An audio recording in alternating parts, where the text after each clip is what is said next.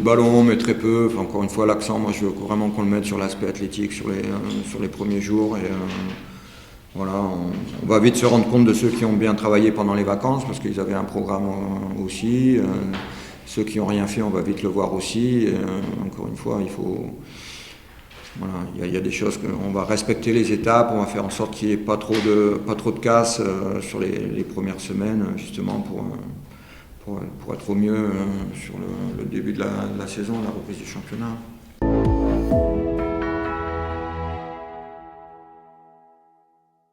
Si j'ai le sentiment qu'il y a un joueur qui ne s'implique pas bien dans la préparation parce qu'il a un peu la tête ailleurs et tout ça, il ne fera pas partie de la reprise du championnat.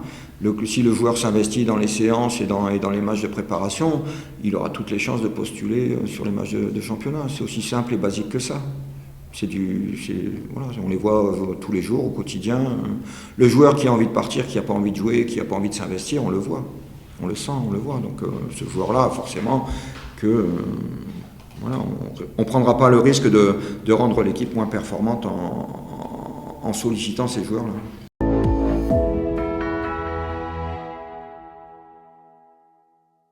C'est un championnat qui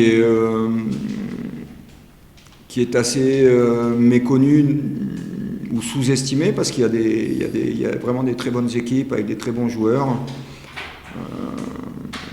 Pas évident de jouer le haut du tableau parce qu'on a vu l'exemple l'année dernière avec Caen qui a même fait qui s'est sauvé à la dernière minute du dernier match. Donc c'est un championnat très exigeant sur le plan athlétique.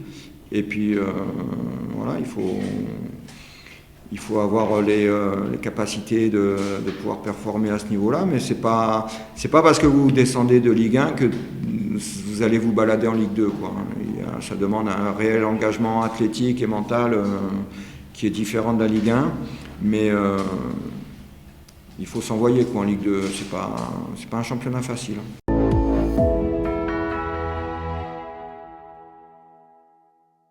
C'est le foot d'aujourd'hui, c'est-à-dire que si demain il y a une offre que le club ne peut pas refuser pour l'un ou l'autre des joueurs, ce joueur partira, que ce soit Méline, Ripard, enfin Ripard d'après ce que j'ai lu dans la presse, parce que je n'ai pas discuté avec Renaud, mais voilà, peut-être que Renaud aussi a quelque part envie de découvrir autre chose, s'il a une super proposition en Ligue 1, peut-être qu'il aura envie de découvrir aussi autre chose. Voilà, donc moi je m'attends encore une fois à faire en sorte que chaque joueur, je me dis que chaque joueur est susceptible de partir jusqu'au 31 août, chaque joueur est susceptible de partir. Donc voilà, nous il faut qu'on soit justement dans l'anticipation et se dire voilà, si demain Méline s'en va, comment on fait, si Patrick Berner s'en va, comment on fait, etc.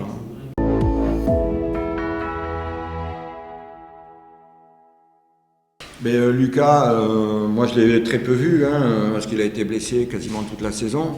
C'est le problème de Lucas, c'est que c'est un garçon qui est hyper talentueux et que le peu que je l'ai vu, j'ai trouvé un super profil.